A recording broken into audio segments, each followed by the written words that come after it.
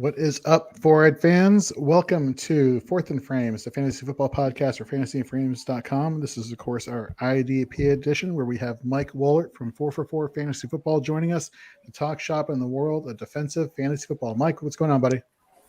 Not too much, man. How's it going, guys? I just got some baseball in the background. Got to the World Series, and I'm glad I didn't bet on tonight's game because I picked Atlanta last night, and I said, you know what? I did not have a good feeling about this one, so I sat it out, and it's a good thing because I probably would have taken Atlanta again, and they're getting beat. So, but other than that, looking, it's Wednesday, and we're already in week 8, so I don't even know where the season's gone already. I don't either.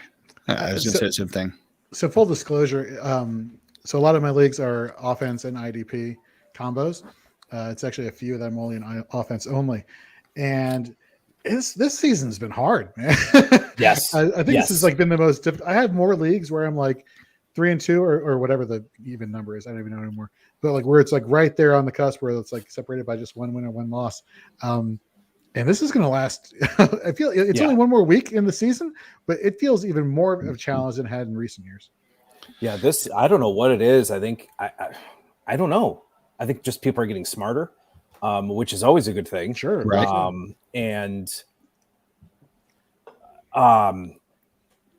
It's funny. I was on with with Hollywood and Kyle B last night, and we were talking, and I think it's how, I don't know. It just seems like waivers sometimes are early, and like the week has just ended, and I'm still trying to process getting waxed in all of my leagues, and I'm writing my waiver wire article, and then it's like I totally forget to put in waivers. Oh yeah, and I forget to put and all of the guys I suggest, and like it's not like I'm not following my own advice. I'd pick these guys up. I just forget, and it's Tuesday, and I'm just processing the end of the week. It's funny you say that because I've had more people the past 4 weeks now where they've said something to me. They're like, do you not, I mean, you have these waiver wire articles and I was reading it, and how do I get them? And I was like, honestly, you know what? I was like, you want to be like, I actually didn't have the need at that position when clearly I did. I had 2 linebackers on a bye, and I mentioned Anthony Walker like 2 weeks ago, and he's sitting out there, and he got picked up for $1 instead of, and all I had to do was go 2. And I take that as a compliment that people are reading it and they're actually actively taking the advice, which is good versus just fading the Mike's fade of the week on Wednesday. Who was last week? I forgot. Who did we Sean Chandler, and I think he actually had 7 or 8 tackles. Of course.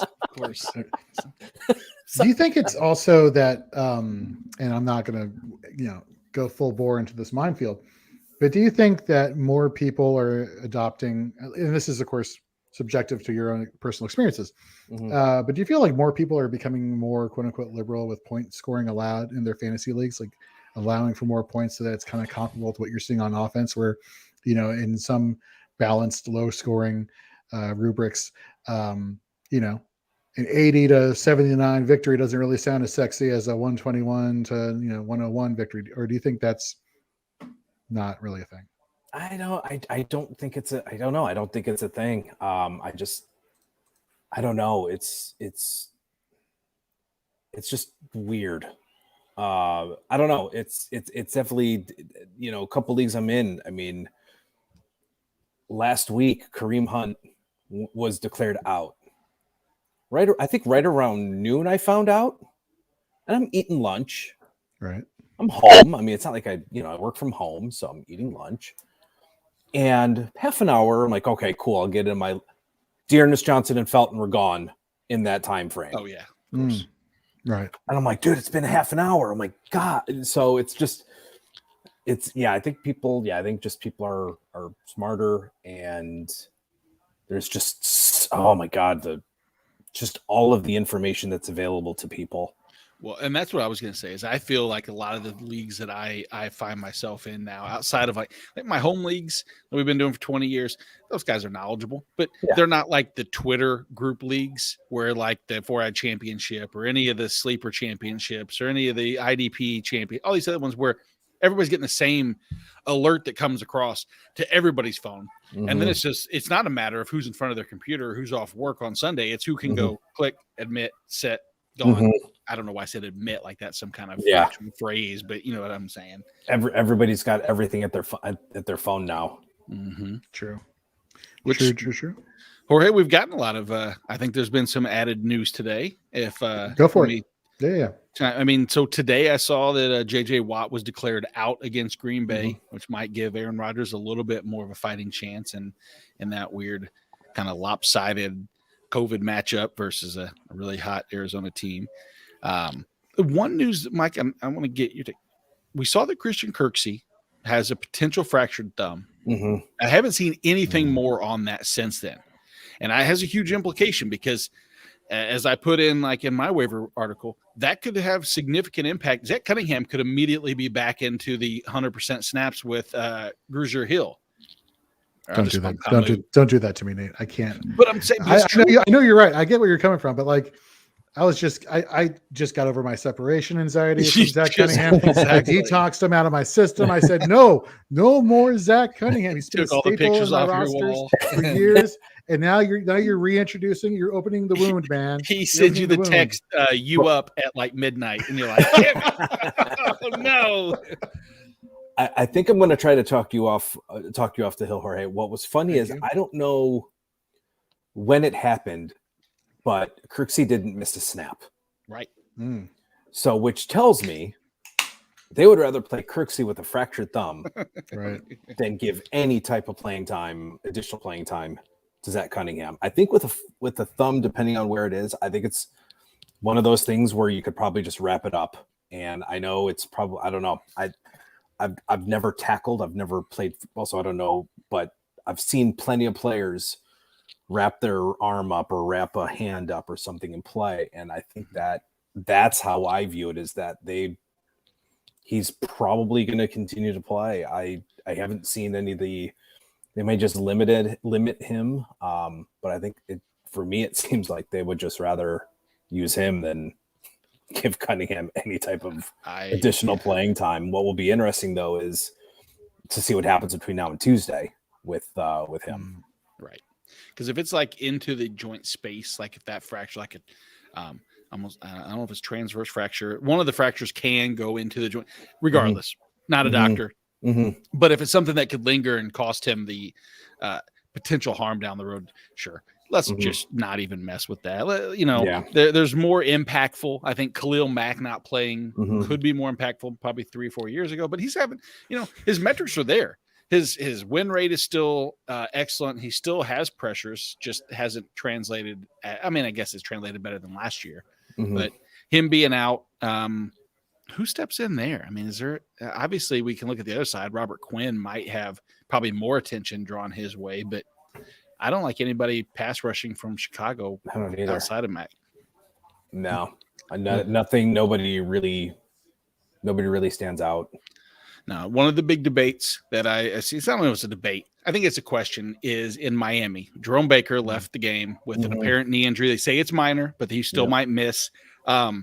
Gross, I immediately think of a Landon Roberts last year when he stepped in and they thought he would come in, but it wasn't. It was Sam Eguavoen who came in that played the majority of the snaps for him. But against Buffalo, I look back and I saw this, and middle linebackers exclusively against Buffalo have absolutely eaten. Buffalo's handing out, points like candy bars to these people. And I think that maybe there's a case for Landon Roberts, but do we just avoid both of them in this case, or is there a play for, is it Eguavoen? Is that how you say it? I just call him SE. Sam. Oh, SE. Perfect. Sammy.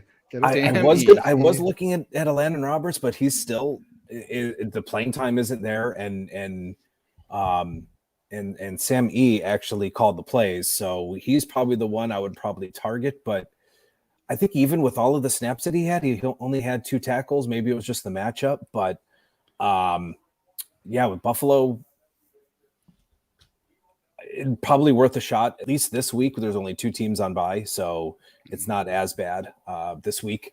And I'm not going to use any of the terms. I'm done with those terms. I'm not using them. I know you. I think you probably did. I don't know, but I'm not saying it. Yeah. Nope. Won't say anything. The only thing we'll say is, were you shocked when Kenny Young got traded? A little bit. That one surprised me, especially reading through everything that he had done throughout the offseason, buying into the system. It seemed like Raheem Morris really almost took him under his wing, and just seemed to buy in, and started the season off well. Had a few bad games, which, you know what, I mean, it happens, but that she was surprised. It's like he was kind of a locker room guy, and he kind of was taken under the wing, and, you know, he showed a little bit of improvement. So she was, you know, Jordan Rodriguez was like really surprised that this happened. I probably would have moved Troy Reeder.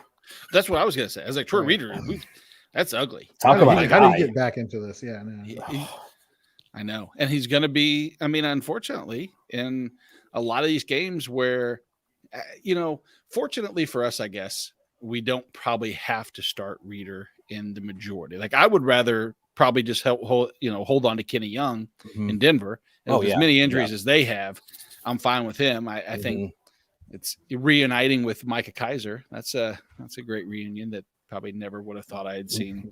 Never knew that we needed and don't really want. We still don't know. I think he landed on IR anyway, so his time in Denver lasted all the 9 snaps. Yep, pretty much about right. I'm a little bit slow behind the times, but is Alexander Johnson done for the season, or is this just for 3 weeks? No, he's done. Yeah. I think it was a torn pectoral. So he's done. It'll be Justin Sternad and pretty much and Kenny Young. Kenny Young and Kenny Young for about everything. Let's see. Any other big news? Not really. There was a game and a half where Quincy Williams for the Jets was relevant. He looked good, and then concussion. So now he's there as Mosley's back. And you had a tweet today updating us a little bit about the Jets and some of their playing time. Mike, why don't you fill me in again? Fill the other people. It looks like Davis has been elevated from the return. I know Quincy Williams got a concussion. I think Jamie Sherwood. I think his season's done. If I recall correctly, his season's done.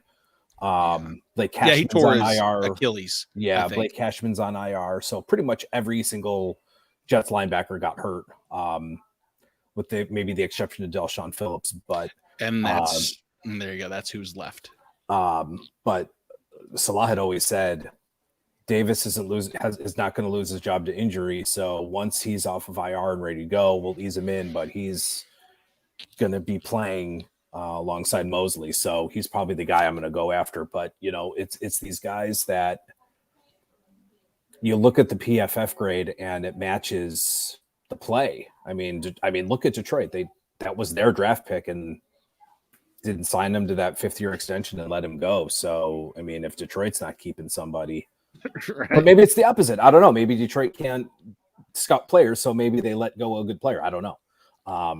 But I think Jarrad Davis is probably going to get his job back once he's up to speed, and just the injury was just like everybody's like a domino. Everybody came in and everybody fell down.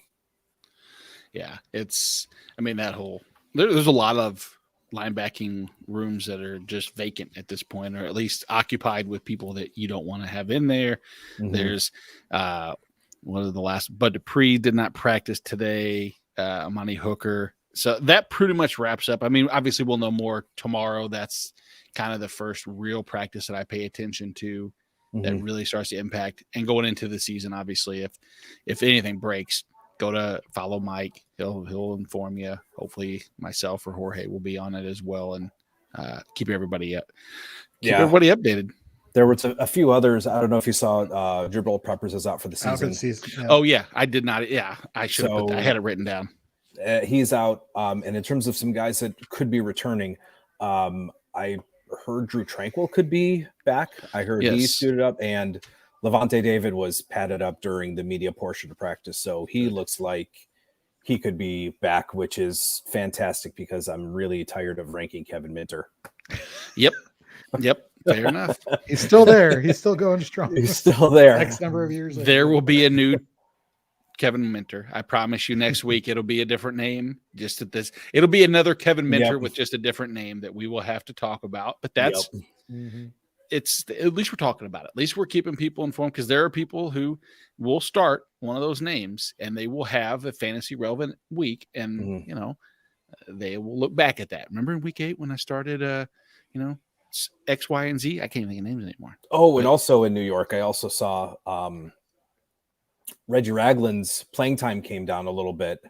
And someone tweeted, or I think one of the beat reporters or one of the people that follow that cover the Giants said, for the most part, McKinney has taken over. So that might be something but McKinney didn't play very many snaps, so it was kind of hard to see some of the correlation. Maybe it's just one of those things where Ragland wasn't playing well, and they brought in McKinney. So, so it sounds like Bernard McKinney may have taken Ragland's spot. So that's going to be something to watch. And then I think, courtesy of Hollywood Titan, Avery Williamson, I think, was elevated from the practice squad, but Jayon Braun was also kind of as labeled as a designated to return. So hopefully that doesn't lead into a muddy situation with Tennessee. I still think you're safe to start at least David Long this week, but that linebacker situation could turn ugly quick. Wow. Well, it's funny you mentioned David Long, because he just happens to be my prime linebacker of the week. Not a planned transition. So let's get into prime matchups of the week at defensive line / edge rusher, inside linebacker, and defensive back. Weeks 5 through 7, nobody has a better solo to assist ratio in tackles at linebacker than David Long, 25 solo, 9 assists. In Fantasy Pros, IDP fantasy scoring, he's the 4th highest average with 17.4 fantasy points per game. Indianapolis is allowing the 4th most fantasy points to inside linebackers. Just to give you an idea of what happened in week 7 versus the Colts, Fred Warner, inside linebacker, he had 8 total tackles. Look for that to be eclipsed by quite a bunch. I think we saw last week, even though the weather was poor in San Francisco, I think they are leaning more on Jonathan Taylor in recent weeks. So look for David Long to keep his hot streak going. Even if Jayon Braun does come back, he was already trending in the wrong direction amongst coaching staffs in terms of their confidence in his play. I don't know whether or not you have them both healthy at the same time. I wonder if it's going to be as muddy as we think. Knowing how the world works and we can't have nice things, probably will get money. Yeah. That's exactly right. Yeah, I like Jorge. I like the David Long call. I actually have him as my LB 15 this week against Indianapolis. With always a threat with Jonathan Taylor. So Indianapolis has been giving up good tackles, good points to linebackers over the last couple of weeks. So good call on Long. Yeah, and at defensive line, again, one of the things we'll try to do is occasionally separate out the interior line versus the edge rushers. And in some leagues, if you start a defensive tackle, most times I'm guessing Fletcher Cox is probably occupied on somebody's roster, especially in a defensive tackle league. But in the case that even if you start defensive line, this might be a week where you could potentially start Fletcher Cox even amidst the edge rushers. If you look at Detroit, they have allowed the 3rd most pressures on the season. And if we narrow that scope down a little bit to the past 3 weeks, Fletcher Cox, on the other hand, leads the NFL with 21 pressures. So he's getting a lot of the benefit. Is I think the offensive line can only focus on so many aspects. Do you stop Javon Hargraves? Do you stop, Josh Sweat, Derek Barnett? Something's going to give. But consistently for the past 3 weeks, it's been Fletcher Cox. Over that time, he has a 27.6% win rate with a 19% pressure rate. The lack of Frank Ragnow in the center for Detroit just basically means that it's an open sieve for pressures to come through. I see Fletcher Cox having an impact in getting back, especially in a game where Detroit has been known to pass pretty heavily the entire game, most of the times because they're playing from behind. But this might be a situation where the same thing happens. So Fletcher Cox, I think, is a prime matchup, especially for a defensive tackle this week. Nice. Before we get to our Oklahoma drill for this week. Mike has defensive back. Oh, my bad. I'm jumping the gun again. My bad. Okay, Mike, go ahead. I think I'm overstaying my welcome. Nobody wants to hear what I have to say anymore. All right. Well, I got to know who to move up my rankings. Yeah, seriously. Or move down my rankings, or whichever direction. No, maybe one or the other. I guess it all depends here. I don't know. I'm either gonna be destroying my credibility here, or I'm gonna be onto something. But everybody has probably been frustrated with a certain defensive back in Carolina named Jeremy Chin. So I'm going to give a little bit of a freebie. He's part of my ranking analysis matchup from 4 for 4. So yes, we've all been frustrated. I hear you. I've got him in a few leagues, and he's I wouldn't say he's the Allen. I think I don't know if it's fair to Chin to call him the Allen Robinson this week of this year, but I know he's a big point of contention for a lot of people this week. And I think this is I think with Chin, I think what you're starting to see is kind of a beginning of a potential run. 45% of his total tackles have come over the last 2 weeks. So in that span, he's recorded a 10.6% tackle rate, and that's resulted in 17 tackles over the last 2 weeks. So with some of the injuries at linebacker, he's starting to kind of make some of those plays. I'm hoping for a few more of the big plays. I know he'll probably be covering, hopefully, Kyle Pitts out of the back, out of the slot, maybe out of coverage snaps, hopefully he'll be covering him on routes. But when I looked in at the Falcons are allowing the most points to the safety position.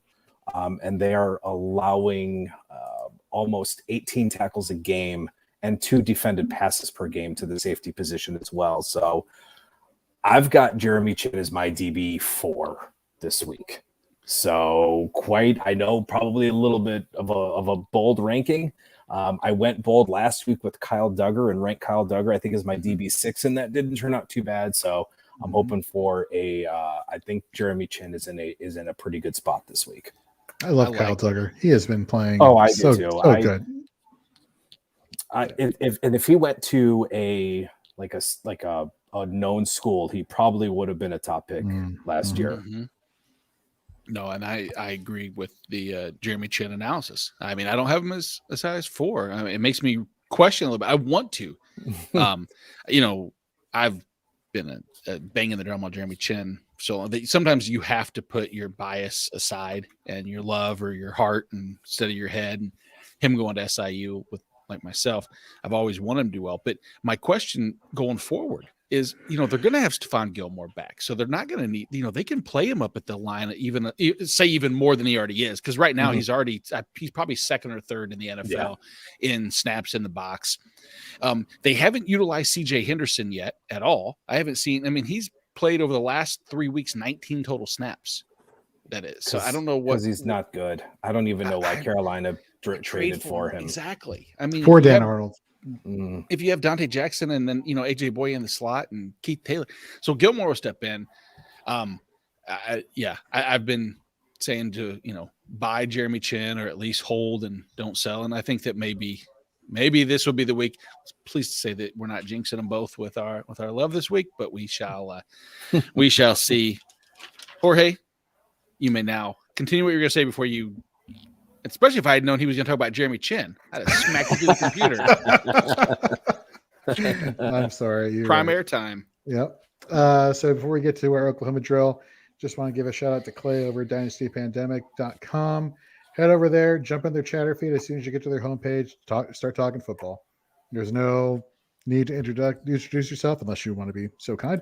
But literally, you get in there, you start asking questions, whether it's Dynasty, whether it's anything related to fantasy football, especially during these bye weeks. A lot of chatter is increasing just because people need to figure out who they're playing, who they're not, who they're trading for, who they're not trading for.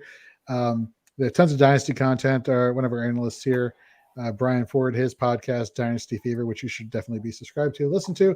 He's there. We're there, obviously. If you're a small brand trying to expand your reach, he does a great job of promoting your stuff. And he's just a cool guy in general, fostering a great atmosphere for the fantasy football community. That is, of course, Clay over at Dynasty Pandemic. So give him a follow at Dynasty Pandemic on Twitter. And head over to dynastypandemic.com. They have apps on Android and Apple. So download it there. And yeah, so with that, let's get into some Oklahoma drills this week. We need like a drop where like there's something tackling. There has to be like something from the blind side, you know. I don't know. Oh, Nate, do you have something pulled up? We tried this last time, Mike, and it was an epic failure where I had a good.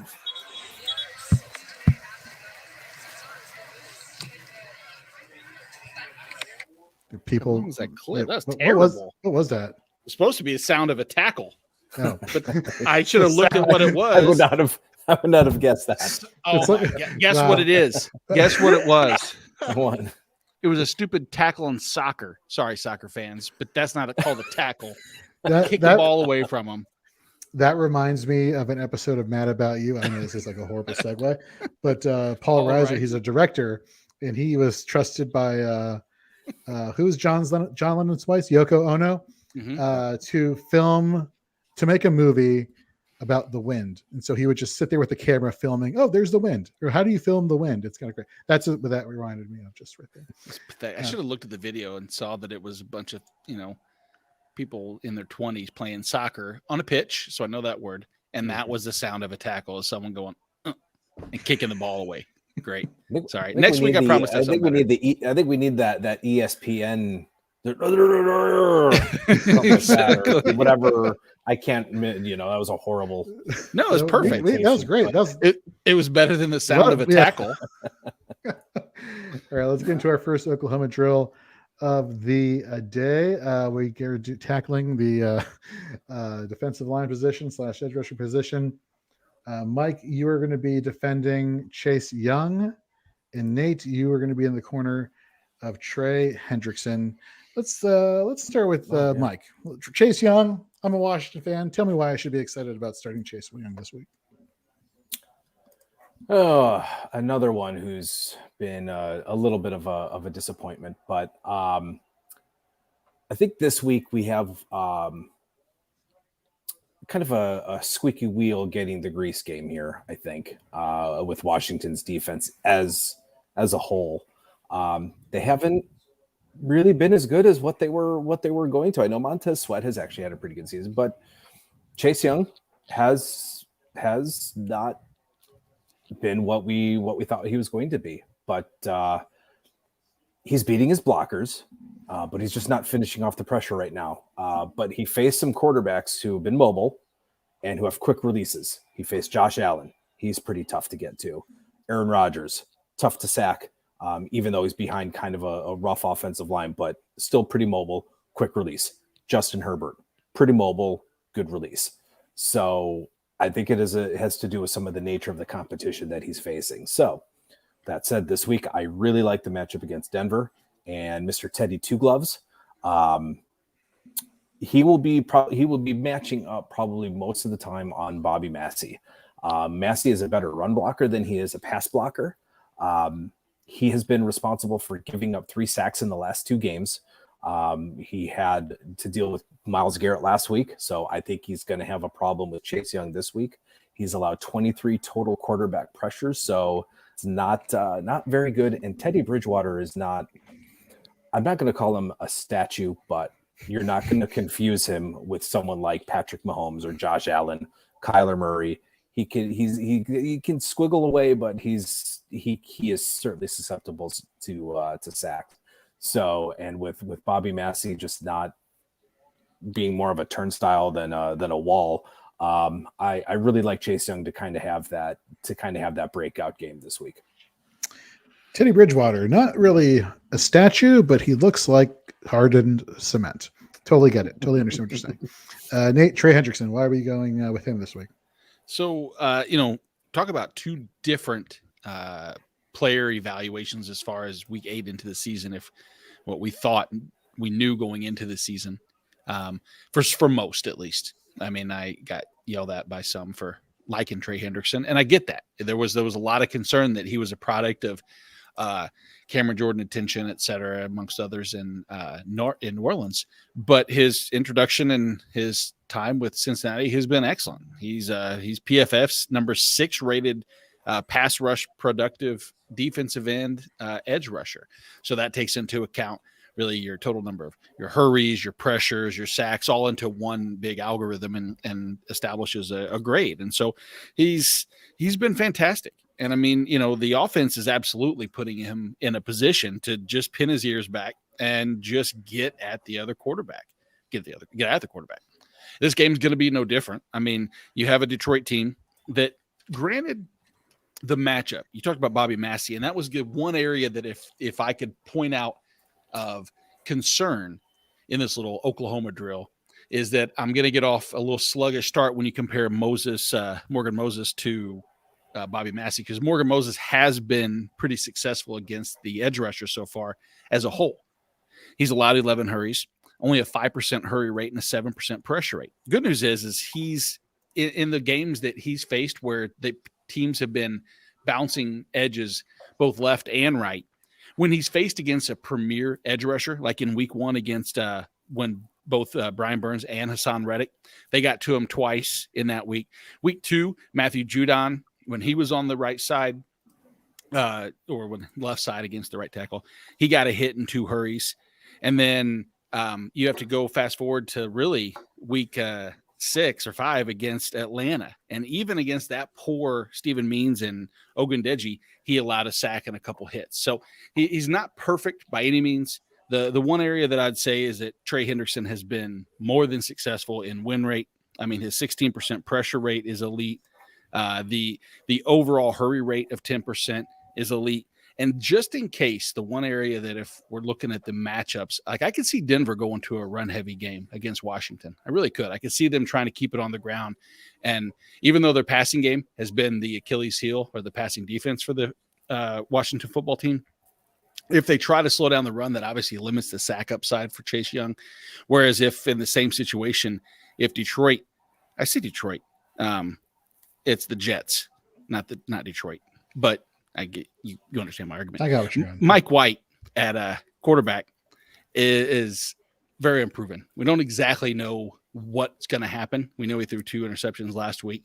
He could be under a ton of pressure. And if they decide to keep a little bit off that and they decide to run, they've actually ran to the right or over center to the right 72% of the or 74% of the season, which is lining right up into going into Trey Hendrickson, who only has 8 tackles on the season.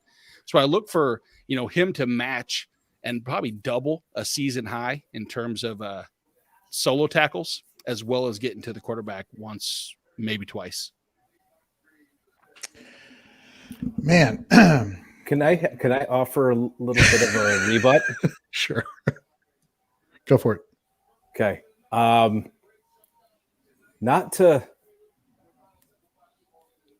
think Hendrickson more lines up on the right side,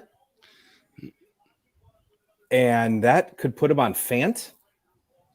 And Fant sorry, go ahead. And Fant has allowed 0 sacks and 7 pressures all season. So I think his matchup is going to be tougher, but screw you, ourlads.com. No, I don't know where you got it. But so yeah, Hendrickson has been good, and I think he's becoming one of those matchup proof guys. So if MIke White does just stand, then yes, the Hendrickson is going to eat him alive. Yeah. Yeah. So as I knock my microphone off. Look, it's one of those things where I'm looking at this and I'm like, okay. I'm sorry. I wanted to be a little spicy tonight. No. Bring it. That's good. That's good. Here's the thing. When I'm looking at defensive lineman matchups and I'm looking at edge rushers and I'm looking at quarterback pressures, I'm looking looking at many things, but one of the things I like to look at is the opposing offense they're going against and which offense has the capability to mask deficiencies on the offensive line specifically that would normally allow defensive linemen to beat their assignments and get to the quarterback. So the question comes down to, who do you have more faith in? Do you have more faith in the Detroit Lions offense to get the ball out quickly so that the Jets offense? Excuse me, the Jets offense. Yeah. Let's go, converse- Nate. You got him, Steve. I know. Had me questioning things. I was like, oh no. It's like, did I do all the research on Detroit? No, sorry, And- that's my bad. No, you did all the Sorry. research on the Jets, but you just Nope. Yeah. It's for just whatever not- reason you went with the Lions. At this point, yeah. they're the same. They're interchangeable at this point. Right, exactly. right Kenny versus Sewell now- versus, except I would rather face Sewell than Fan. right. So Teddy Bridgewater, I mean, not as statuesque, if you want to say, but I trust him to get the ball out to his playmakers. You got Jerry Jeudy returning. No Fant's been on a tear lately. You have Cortland Sutton going down deep. I trust that offense more than I trust the Jets offense. So give me Trey Hendrickson this week. Even though I was honestly, I can't fault you for that. And it's I can. I feel bad for the Jets. I just feel bad for the Jets. I feel bad for Jets fans. I was in the same position with the Browns a few years ago, and I feel it can bad be a helpless feeling. Here I have everything going in as far as information with Fant versus Moses, and I have everything for Hubbard under Hendrickson, and not like his actual numbers, not the pressure rates, because Hubbard's pressure rates are garbage. His production. If we want to go on a bust tangent, I mean Hubbard's in a prime matchup to do well because of the situation, but I don't want to go into Sam Hubbard and why I think that he's overperformed his metrics, but nothing to me says that he should have had or should have the amount of pressures sacks equivalent to the lack of pressures that he's actually had based on that win rate and everything else. And especially against Baltimore of all, against Lamar Jackson of all 12 quarterbacks. Exactly. And that's actually, probably one of the products of Lamar actually evolving into a better quarterback is instead of just running, he's trying to stay in the pocket and trying to find someone downfield. And unfortunately, when you stay in the pocket a little bit longer, you're susceptible to having more sacks. So it's, what do you want? Especially when you have a bad right tackle. Oh my gosh. Yeah. And the center's hurt and guards banged up. It's just a mess right there. That was a very interesting. So now let's hope that at linebacker, I have all the information correct with my Fred Warner versus Jorge. Who do you have? Do you want to double check? Do you want to double check your work there, Nate? Nope. I'm just going to roll with it. If you exude confidence, as long as someone doesn't actually call you out on it, usually you can get away with it. And in this case, I even went as far as finding out whose matchups and how. Like I knew that. So if it's any consolation, Noah Fant has went up, or Morgan Moses has went up against a lot of pass rushes and has been bad. So maybe Sam Hubbard is a great play this week. Sorry, Jorge. Continue. I mean, it's the Jets, right? I mean, can you really go wrong either way? I mean, it's either one's going to get more tackles and the other one's going to get more sacks, or the other one's going to get more sacks, the other one's going to get more tackles. I mean, they both are in great spots. So I got Tremaine Edmonds of the Bills. Since during weeks 4 through 7, he has 18 solos to 7 assists. He's only in ESPN and in Yahoo leagues available in 24. He's only being played in 24% of leagues, which is interesting. I mean, to me, I always have felt that Tremaine Edmonds has always underperformed, but lately he's been playing very well. Going back to week 3, 8 tackles, week 4, 6 tackles, week 5, 9 in week 6, 10 total tackles. Going against the Miami Dolphins this week, who are going to be emphasizing Myles Gaskin more with Malcolm Brown going on IR. None of this split backfield situation like you had to be dealing with the Miami Dolphins. They are going to incorporate the running game more into their offense, which is great for an inside linebacker. Now, granted, the Miami Dolphins inside linebackers are like middle of the road. They're 20th actually in fantasy points allowed to the inside linebacker. But let's look at inside linebacker production and just from tackle standpoint. The past few weeks that have faced the Miami Dolphins. Damian Wilson, 10 total tackles. The week before that, Foye Olokun, 13, and his teammate, Deion Jones, 15 total tackles. This is a great tackling matchup for Tremaine Edmonds. Look for those solo tackle numbers to go up. Look for Miami basically to feed into this running game, which is then, of course, going to help Tremaine Edmonds, who's averaging 15.1 fantasy points per game in IDP 123 scoring and 11.1 fantasy points in Fantasy Pros IDP scoring. Interesting, Jorge. Interesting. I will say, if judging this was any Buffalo Bills fan and or media, I would automatically win because they hate Tremaine Edmonds for some unknown reason in Buffalo. I think it's probably one of the more unwarranted hates by a fan base for a middle linebacker who's been, I think successful and has done everything they could have asked for him. But the good news is I don't have to defend him to a Buffalo Bills fan. I get to talk about middle linebacker against the fifth most run heavy team in the NFL, in a situation where the team, this is the Chicago Bears, I believe we got that one right, allow the sixth most points to opposing linebackers. And, even in this blowout victory, if you look back at what linebackers have done historically against Chicago, Tampa Bay just crushed them. And Tampa Bay linebackers still had a good day. Now, speaking of one of those linebackers was Devon White, who coincidentally Fred Warner's tied with for 8th in solo tackles. Never once at the beginning of the season, if you said, hey, Devon White and Fred Warner are going to be tied in tackles, number one, what I thought Devon White would be 8th overall. He's had somewhat of I won't call it a down year, but we're not talking about Devon White. We're talking about Fred Warner. What has Fred Warner done on the season so far? As collectively, he has a 16% tackle rate against run plays. Let's harken back. And what did I say about Chicago? Chicago runs the 5th most plays in the NFL. This is a game that's going to be interesting to try to figure out exactly the game script. What I see happening is a run-heavy attack from both teams, heavy utilization of Khalil Herbert and probably Damian Williams. They don't know what to do with Justin Fields. Don't know if they know what to do with their entire team. And I don't think San Francisco's in such a big concern to not keep it close, especially without Khalil Mack.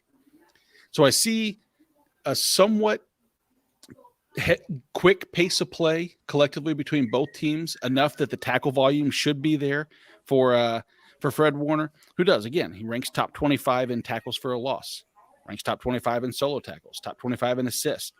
He still is looking for that ever elusive sack number 1 on the season, interception number 1 on the season, as well as quarterback hit number 1 on the season. Never would have guessed that he was still waiting for all 3 of those. But there is light at the end of this tunnel. Justin Fields has allowed 6. He's thrown 6 interceptions. He's allowed 22 sacks. And if there's ever a time that I can think of, if I'm the defensive coordinator for the 49ers, to unleash a blitz-heavy attack and to keep someone guessing, is against this Bears offensive line and Justin Fields, who just holds on to the ball way too long. And Fred Warner looks like he might have that opportunity to be able to get to Fields for that first sack of the season, or maybe sit back and wait for one of those mini interceptions that Fields throws.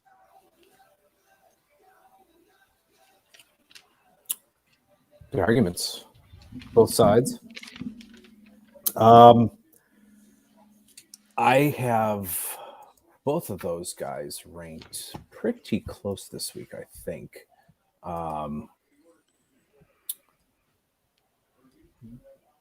Yeah, relatively close. There's about a 7. They're both. I have them both at LB1s.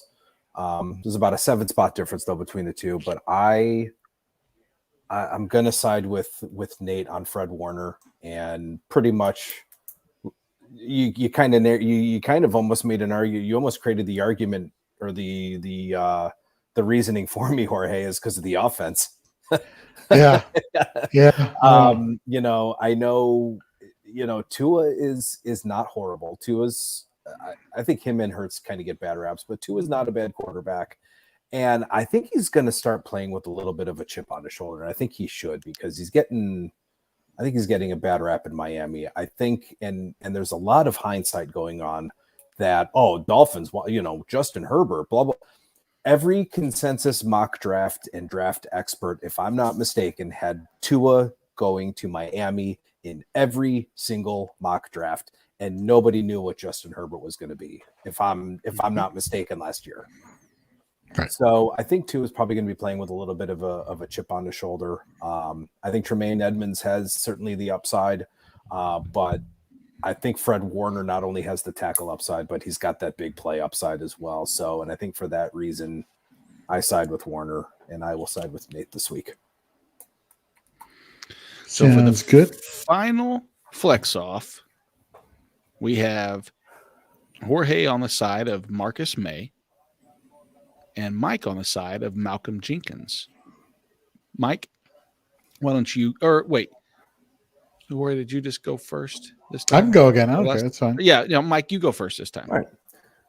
So yeah, I'm going to go with a little bit of the old man value this week. A little bit some old man production. I've been looking in. I can't believe how long he's been in the league. I think 2009 was his rookie year, if I'm not mistaken.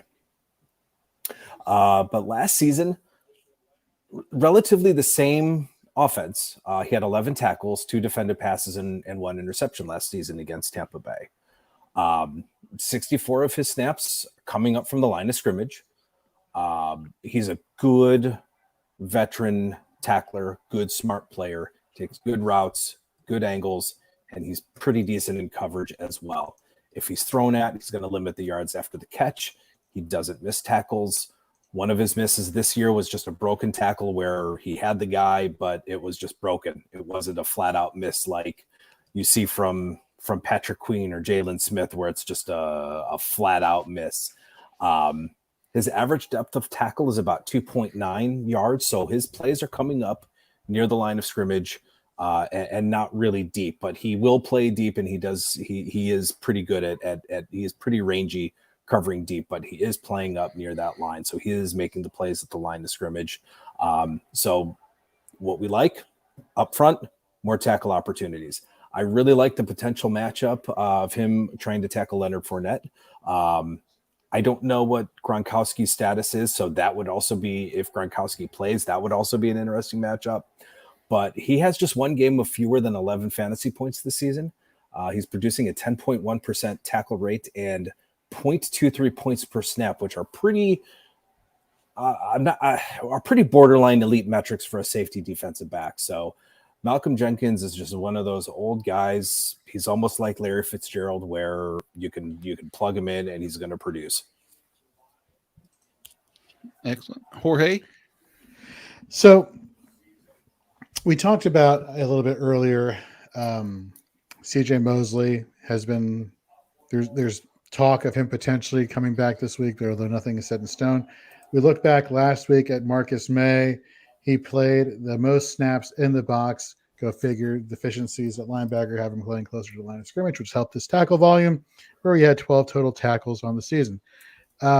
Assuming that Mosley is not back this week, they'd probably ask him to do the same thing against Cincinnati, trying to shut down the running game with Joe Mixon. But let's just say Mosley does come back this week and he has to play in coverage. Here is where in IDP, sometimes bad football players are fantastic for you. In 3 out of the past 4 games, May has an 11.1 missed tackle rate. He is 40 on the season, which it's like, okay, well, how is that good? Well, it's because the opportunities. Here's the number that really gives it away for Marcus May. If you're an opposing quarterback, would you avoid throwing to the side of the field where your safety is and playing in coverage that allows a passer rating of 148.3 or 138.8 out of 155.6? I would not. I think the tackle opportunities are going to be there. He's allowing 78 yards after the catch. He's allowing big plays of 29 yards or more. Look, in coverage, he's not great, and therefore you have more plays. He makes plays in the passing game. He makes plays if he's playing closer to the line of scrimmage, rushing the passer. He's basically the most versatile option on this Jets defense. So really, no matter how you slice it, whether he's playing closer to the line of scrimmage, tackle volume is going to be there. And, of course, against this Bengals offense that's just been airing it out lately, allowing NFL quarterback rating of 143.8 is certainly enticing. So give me Marcus May this week. Oh, I got to tell you, very challenging in terms of just looking at 2 of the areas that Mike touched on, the Gronk potential matchup. which I think is intriguing, especially considering I talked earlier about in the offensive side how I think Mike Evans is going to be shut out of the game to an extent with the Marshawn Lattimore kryptonite game, and Antonio Brown being banged up, which means a lot of volume could go Gronk's direction, and as well as Chris Godwin. Conversely, I like the fact that Marcus May, while in coverage, is not great, not bad. I mean, 10 to 15 targets he's allowed. It's the quality of the pass, the average depth of target being 4.9 yards allowed against Marcus May.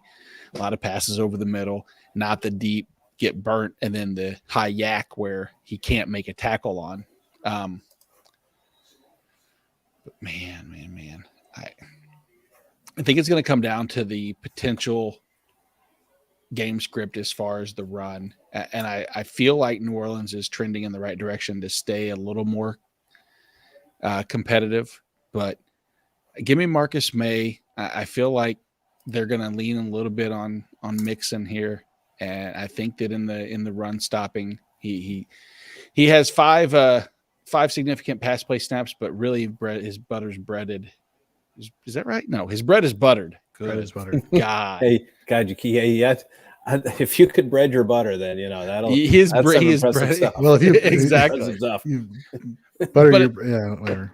But it's the it's against the run that I lean just a little bit. 6 run play stops, 5.2%, which is pretty good for a safety in any capacity. So Jorge, I'll give you Marcus May. And in case, Mike, if we're going forward, if we want to do this any different, I've been randomly just picking numbers, and that's how we're getting some of these guys. So it's definitely not by design or anything. So if we want to collectively do a randomizer at some point, try not to talk about, like you brought up a good point with Wingard, not doing the same person again. I mean, it's nice to try to bounce off, but I'm intrigued to see going forward. We're going to start eventually getting into a little bit of redundancy if we stay high. So maybe we'll dig into the Kevin Mentors of the worlds again. Try to Please argue no. for Please no. we'll try to argue for people that are sitting on death row, making for argument why they shouldn't be buried alive. Yeah, correct. That sounds like a compelling thing that people are going to want to tune in to hear players they've never heard of. They actually, if they're watching IDP shows, pretty much anybody they've heard of everybody, but exactly. But you got the novices out there, or the people who just are dipping their toes in IDP who don't know these players, and there are a lot more potentially relevant IDP players than there are on offense. It's very numerous. There's more positions, more linebackers than there are, on the field than there is a running back at one time, more often than not. There are a lot of names. There are a lot of gems out there, and you just got to search through them and find them. And especially during these bye weeks, that becomes ever so critical in staying ahead in your IDP fantasy football leagues, which is why you listen to guys like MIke Woellert and Nate Markham and myself. You can find Mike's work over at 4for4.com, referring to, of course, to 4for4 Fantasy Football. Mike, you've been like on a tear. Has it been all season that you've been putting together these like really awesome threads profiling a few players each week, or is that just something that just sprung up out of nowhere? I just kind of sprung it up as like, this is kind of just some interesting things. I've got access to the 22. Might as well try to look at things a little bit more. I will admit I'm like not like a technical film guru, but I know what I see, and I think I see things the way they are. And you know what? I'm just trying to kind of help people put some things into context. What are these numbers saying, and just trying to say, hey, here's what's happening. This in this play, he was blocked out of the play. So what are you going to do? In this play, he just didn't have a chance to make a tackle, or in this play, he flat out had a miss, and that sucks. So, I'm just trying to, put together the threads and trying to either talk people off the ledge, or just say, hey, it's time to jump ship. So what really stunk is the one on Patrick Queen, where I thought, things would be all right. And he just, again, plays a limited amount of snaps, and maybe they limited him with his thigh injury before the bye week. So maybe that had something to do with it. But yeah, just kind of something I just started doing. I'll probably do another one probably over the next day or two. I'm not quite sure who to look at, but yeah, they're all 22 is just kind of, so, it's kind of fun to look at. Yeah, you touched on an interesting point too that I think we've talked enough about or at all. I know offensively speaking, I mentioned going in that there were going to be weeks that there were going to be load management weeks where a lot of these running backs and maybe some receivers, but probably more the running backs against easier matchups that kind of spaced between bye weeks and easier games that they feel like they can, ease some snaps away. I wonder if the same thing is going to happen with defensive players to some extent, if they're going to give some people some weeks. And maybe that's something that we'll keep an eye on and monitor. It's hard to monitor because you don't know why the snap was down. Oh, is it lack of play? Is it because they missed an interception? Did they, miss a tackle? But that's something very interesting I haven't given much thought about. Nice. Well, that's going to wrap us up for Fourth and Frames IDP edition this week. Don't we need to do our busts? Oh, crap. Yes, we have to do our busts. Okay. First one. All right. Shit. I'll go because I kind of have one going. So if you guys still need to do your bust, I'll go first. So again, this is either going to be a bust or this guy is gonna blow up. So this one is going to be a really good test to see what happens. I have him ranked within my top 20. He's a guy you have to play. He's a guy you're going to play every week, but he's a guy I think I'm tempering my expectations for this week. I have him ranked as my LB, I want to say 17, and that is Logan Wilson against the New York Jets. New York Jets offense is not good. And it's probably putting it mildly. The Jets offense as a whole, in terms of points allowed and tackles allowed to inside linebackers, the Jets are 27th in points allowed to inside linebackers, which is there's just not a whole lot of attempts or opportunities for inside linebackers, and they're allowing fewer than 10 total tackles. Last week, Jawan Bentley only had 4. Deion Jones had 5.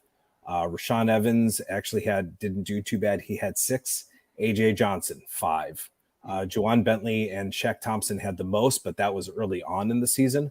But since then, no one has eclipsed, from an individual linebacker standpoint, has eclipsed double-digit tackles. So it's not a good offense. They have another rookie quarterback where you could just be seeing a lot of 3 and outs, maybe a 4-play drive. And I'm not expecting a whole lot out of Logan Wilson. So I think he's going to be kind of my bust of the week, where I don't see him putting up those LB1 type numbers. I think you're probably going to see, I'm expecting 2 or, LB2, LB3 type numbers, but you still got to start him. He's that guy. It's a bad matchup, but you still got to start him. But I'm tempering my expectations on him this week. All right. So for defensive line / edge rusher, I'm going to go with a pair from Detroit, referring to Charles Harris and Trey Flowers. I don't see a stationary object in Jalen Hurts. I don't know if you guys heard that. He's really good at scrambling around and getting away from pressure. And I think that you're going to see a lot of that from this Eagles offense this week. So I'm going to be fading those 2 edge rushers. And I'm really disappointed in Harris because he was riding a hot streak for, I want to say, about a month. But recent weeks he has been, I believe, dealing with an injury. Trey Flowers has also been dealing with injuries for a long time. So even though both should be back to full strength, not trusting them against a mobile quarterback like Jalen Hurts. Yeah, and so in my I call it a bust. The only reason I even think it's a bust is simply because where I see expert rankings through, say, like Fantasy Pros at the defensive back position, is the consensus ranking is that Trayvon Diggs is the DB2 on the week. And I have a hard time putting, and no matter who it is, Trayvon Diggs is off to, a history record-setting type season. He's this game away. This is a big one. He gets the interception this game. He ties Tom Landry for most interceptions consecutively. But the problem is as much as I think that he lines up well, he'll probably eliminate some Adam Thielen love. That doesn't mean that Kirk Cousins isn't just going to do what he's done in other games, pretty much every other game except for the last week, is, I hate to say, avoid Adam Thielen. Adam Thielen's touchdown dependent for the season. And I think that just the attention goes away from Trayvon Diggs. He's definitely interception dependent to be ranked number 2 overall in your defensive back spot. But I still have a hard time not recommending him playing just because he's done it each week and, prove me wrong at some point. But I can't see a number 2 overall DB finish, especially with such, good tackle volume safeties that are ranked in the next 8-9 spots below him. Mm-hmm. My God. Good call. He's had an interception in every game, and he's only had 2 games of fewer than of 2 defended passes in 2 games. He's made 18 total plays on the ball. It's incredible. Insane. That's insane. I've got him actually as my DB7. Okay. I had him like 13, and I mean that obviously in your cornerback require league, you're gonna play him. DB general, I don't know. I think you can make a case for maybe not playing him this week or tempering expectations. And this is definitely not a corner exclusive. It's just a composite of every, I try to separate some of the guys. Like, do I put Jeremy Chin at linebacker and safety? I try to choose one or the other because he's eligible in both. Do you see? That's what I. And he's got 2. And he's got 2 pick sixes. So that is also. So let me ask you a question. Oh, I guess we could talk about this already, but or we'll talk about it now. When you're doing your rankings and you see that they're dual eligible, do you just go with the one that comes first, the one where they're playing the most snaps at, and then assign that to the category? So, for example, I think Chen is listed with linebacker first, then defensive back. So do you just clump in the linebacker category and just keep him off your defensive back one, or do you include him in both in similar situations for other players? For my ECR, I'm going to say, and sorry to give it away a little bit, if the person is beneficial, like for instance, Keanu Neal, I put him as I rank him as a DB, and I'm using that as an example just because he was one that he has linebacker value, but as a defensive back, even if he finishes as an LB 38, he's probably a DB 16 on the week with those same type of numbers, just by comparison to what the scoring is. Right. Yeah. It's probably a little bit of a cheat code, but it's smart. Thanks. I'll take it. Smart. You massage the stats in your favor. Correct. So if there's a stat that you like that favors you, I'm going to use that. So with the DB, and with our ranking platform, we use the MFL position designation. So gotcha. Keanu Neal is a linebacker, so that's kind of how I have to rank him. But we don't have corners or DBs switched out. We don't have the ability. I can't rank. Unfortunately, I can't rank TJ Watt as an edge and a linebacker. So hopefully that changes next year with MFL. Hopefully doing some either edge or dual eligibility or something like that. So. So that's kind of how we have to rank with our platform. So, usually people ask, I'm like, well, TJ Watt, I can play him as an edge. How do you rank him? Like, well, he's a top 5 edge weekly. I mean, TJ Watt if you have him as an edge, then you're starting him. I'd have, if I was able to rank him as a defensive lineman, or I'd have him probably weekly as a top 5, at worst top 10. He's just one of those guys that I would rank high. It's like, I'm going to rank Derwin James number 1 every week. I'll just tell you this right now. Derwin James is going to be my number 1 DB for the rest of the year. I'll rank him number 1 every week for the rest of the year. So there's just those guys that you plug in because they can blow up at any point. Yeah, there you go. Hard match. Go ahead. No, so I agree. We can talk after the show. Yeah, a little peek behind the curtain of how we do rankings in the fantasy football world. So thanks for tuning in this week for IDP edition week 8. Of course, follow Mike's work at 444 Fantasy Football. Of course, follow him also on Twitter at Mike_Woellert. Look for his player breakdowns each week. Great threads, great information. And of course, Nate Markham, you can check him out at fantasyandframes.com, as well as follow him at Nate Markham on Twitter. His IDP rankings should be up this weekend. Look for his IDP prime matchups of the week, where we look at every single position and tell you which players have the best ones to choose from. And so head over to fantasyandframes.com, check that out. And so therefore for Mike, for Nate, I'm Jorge. Catch you later, folks. See ya.